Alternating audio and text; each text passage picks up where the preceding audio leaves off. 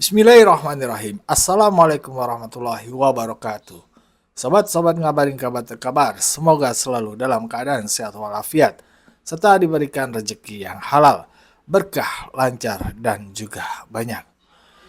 Ada perdebatan sengit antara politisi PDIP Ruhut Sitompul, Raja Minyak, Bapak Poltak, si Poltak yang terkenal itu, dengan seorang profesor membicarakan bagaimana jika Polri di bawah kendali Kemendagri.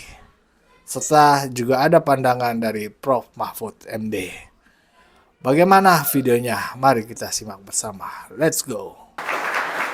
Ya, kita lanjutkan kembali tadi, Prof. Jadi bagaimana Prof Kiki agar kemudian tepat Polri ini betul-betul kemudian dianggap kembali ke marwahnya, apakah harus dikembalikan ke Mendagri atau bagaimana? Begini ya, di dalam sistem demokrasi ada 3 cabang kekuasaan negara, legislatif, eksekutif, yudikatif. Dulu ada 4 federatif yang kemudian tidak menjadi praksis kenegaraan di seluruh dunia. 3 cabang itu punya pembagian masing-masing. Nah, kita karena keniscayaan sejarah, presiden memegang 3-tiganya. Kekuasaan kehakiman itu dia punya dengan pengesahan undang-undang, itu legislatif. Kalau kekuasaan yudikatif, gerasi, amnesti, abolisi. Tapi fungsi terbesarnya adalah eksekutif, pelayanan publik. Nah, itulah sebabnya polisi itu mengikuti struktur pemerintahan sipil. Menginduknya pada presiden, bukan pada masing-masing. Kenapa? Kalau hanya pada presiden sebagai kepala pemerintahan, yang terjadi itu apa? Hanya melayani polisi. Lalu yang nangkep maling siapa? Yang ngurusi kejahatan yang pinjol itu siapa? Nah, kita sepakat itu urusan polisi. Nah, pelayanan publik itu urusan polisi dalam hal fungsi eksekutif. Nah, fungsi yudikatifnya polisi bagian dari CJS. Nah, apa yang terjadi? Sekarang sudah sangat berkurang pelayanan publik yang merupakan fungsi-fungsi pemerintahan sipil. Sudah sangat dikurangi itu. Nah, ini Bapak ini bisa cerita apa saja kewenangan yang dilepaskan oleh polisi, banyak sekali. Sementara fungsi-fungsi yang lain itu tetap dijalankan di bawah presiden sebagai kepala negara. Catat ini, kepala negara, bukan kepala pemerintahan. Kalau mau ditempatkan di bawah Kemendagri, itu hanya kepala pemerintahan. Jadi kalau nanti ditaruh di Kemendagri ada maling, silahkan urus sendiri. Karena itu bukan urusan polisi, kan gitu. Saya tuh membayangkan begini, saya jadi Kapolri, karena saya marah, lihat Ruhut ngomong begitu segala macam. Mari polisi mogok kerja 3 hari aja. 3 hari aja. Jangan melakukan fungsi kepolisian. Apa yang terjadi? Bubar republik ini. Semua orang akan saling menjarah. Bukan melayani, karena bangsa ini sudah menjadi terbiasa hanya menjarah, bukan memberi. Mari kita belajar memberi. Jadi intinya jangan lucuti wewenang Polri yang sekarang. Jangan lucuti wewenang Polri yang sekarang, Prof Kiki ya. Itu pikiran orang yang nggak ngerti polisi. Orang-orang seperti itu, seperti Ruhut misalnya nyuruh kayak gitu. Kasih duit, suruh keliling satu tahun keliling, suruh mempelajari polisi di dunia. Tapi apa yang terjadi? Bang Ruhut disebut-sebut namanya Bang, monggo Bang. Saya mengajar di 16 negara. Sebelum ke Prof Muhammad. Mengajar di 16 negara. Kebanyakan urusan polisi. Nggak ada polisi yang sama, Ruhut. Polisi itu beda-beda. Nah, polisi di sini karena mau nangkep teman-temannya Ruhut, minta dibubarin. Sama seperti di rumah Maria ada tikus banyak. Mari kita bakar rumahnya supaya habis tikusnya. Jangan begitu. Tikusnya kita tangkapi, kita bunuhi, misalnya apa? Penegak hukum yang melanggar hukum, hukumannya 3 kali lipat. dibandingkan orang biasa. Bang Biar Ruhut kita boleh respon ditanggapi dulu dulu, Bang, Bang biar Ruhut. kita respon dulu Prof. Kalau anggota DPR 5 kali lipat. Silakan Bang Ruhut. Ya, terima kasih yang mengebu-ebu bela polisi, tapi kita teladani Pak Rikwanto. Asing nggak? Dia akui kok banyak kelemahan polisi itu. Ini sahabat saya Rikwanto. Kok yang lain?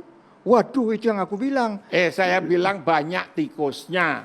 Yang kita Enggak. bunuhi tikusnya, jangan rumahnya dibakar. Kok sekarang ada yang lebih polisi dari polisi?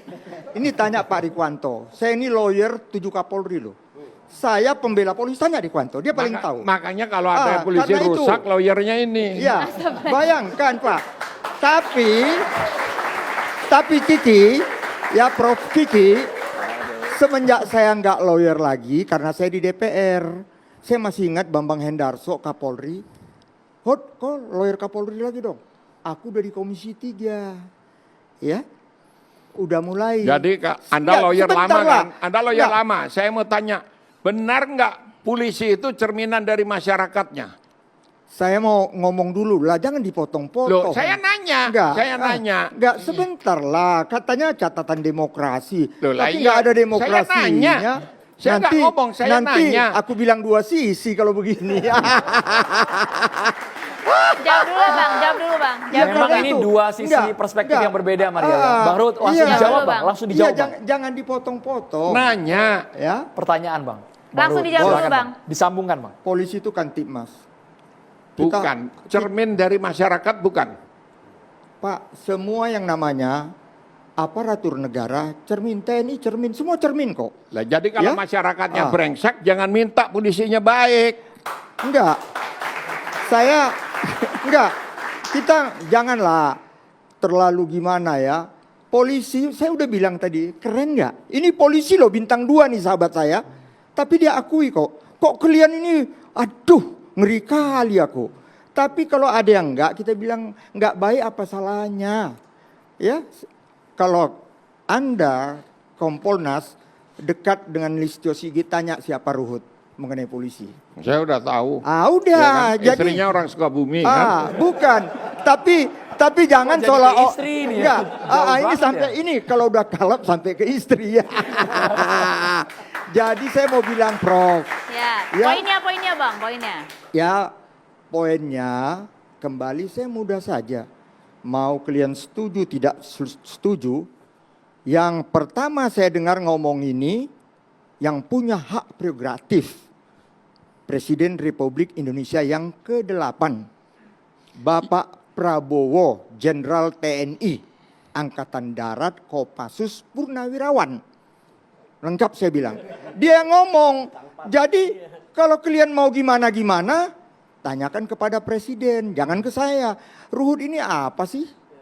Ya, aku ini bukan apa-apa, hanya sepasir debu terbang. Tapi aku berterima kasih.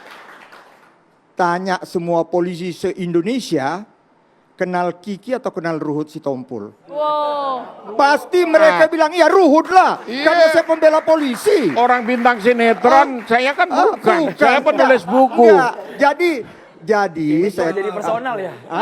Loh, enggak, Menyala dia abangku, nanya kan. menyala abangku. Kita Jadi berikan baik. kesempatan dulu Prof Ibnu kalau begitu ya, biar juga sekarang menjelaskan Prof. sama-sama kita dengar Prof kita ngomong. Kaitannya dengan rame-rame soal tudingan terhadap Partai Coklat Parcok itu, lalu kemudian di DPR Pak, kader PDI Perjuangan terutama itu mewacanakan untuk merevisi Undang-Undang Polri. Untuk Polri tidak lagi di bawah polisi, tetapi misalnya dikembalikan di bawah Panglima TNI atau di bawah salah satu kementerian. Pak Mahfud melihat wacana seperti ini bagaimana? Itu sudah lama berkembang isu itu, bukan hanya sekarang, hampir setiap pemilu isu agar Polri itu berada di bawah sebuah kementerian itu muncul. Zaman saya Menhan di tahun 2001 itu sudah ada yang usul, karena dilepas dari Menhankam waktu itu kan, Iya, Menhankam. Menhankam, Menteri Pertahanan dan kan menjadi Menhan. Itu hanya koordinasinya dengan TNI, militer. Nah, Polri waktu itu langsung ke Presiden. Dan itu sudah dengan pertimbangan politik yang pada waktu itu dianggap matang. Karena begini, dulu kan polisi itu kan di bawah TNI ya, bahkan anak bawang gitu. Setiap langkah-langkah keamanan, langkah apa itu dulu yang dominan TNI kan. Polri enggak bisa berkutik, selalu disabot oleh TNI. Sehingga pada waktu itu orang mengatakan Polri ini harus disipilkan, kan gitu kan. Maka muncullah TAP MPR nomor 6 dan nomor 7 tahun 2000, pemisahan TNI Polri dan cara memilih Panglima dan Kapolri, yang itu berarti Kapolri itu sudah sejajar dengan Panglima. Nah sekarang dianggap eksesif kan, wah ini kok malah eksesif, lalu muncul.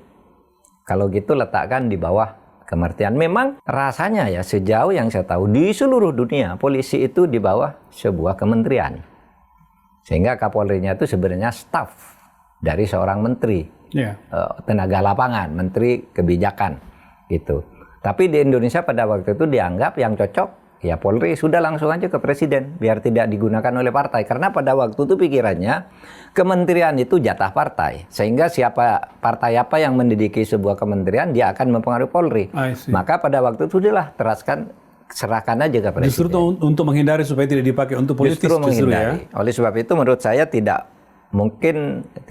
perlu buru-buru untuk meletakkan lagi ke situ, tapi kalau meletakkan juga harus dipikirkan matang gitu ya. Karena sebenarnya kalau saya melihat ya Mas, Polri itu tidak profesional hanya dalam dua hal. Dalam hal politik dan dalam hal korupsi besar. Dua hal itu? Tapi itu dua-duanya parah Pak. Pengaruhnya jadi parah sekali. Iya, tapi kalau profesionalisme di bidang keamanan dan ketertiban umum bukan main loh, Polri. Bagus. Misalnya apa? Misalnya restoratif justice. Itu bisa hidup di bawah Polri. Penyelesaian kasus-kasus pertengkaran agar tidak menjadi pidana. Damai di kampung-kampung itu kan diurus oleh Polsek, oleh Polres dan sebagainya. Itu sekarang banyak. Tapi kalau sudah menyangkut korupsi, ya korupsi gitu ya, backingan yang diindikasikan itu kan, ya di situ korupsi banyak macet. Ya, begitulah tadi perdebatan serunya Ruhut Sitompul dengan seorang profesor yang membicarakan kepolisian di bawah Kementerian Kemendagri. Dan juga pandangan Prof. Mahfud, bagaimana jika Polri itu di bawah Kemendagri. Sekarang, bagaimana menurut pendapat kalian? Berikan komentarnya di kolom komentar. Wassalamualaikum warahmatullahi wabarakatuh.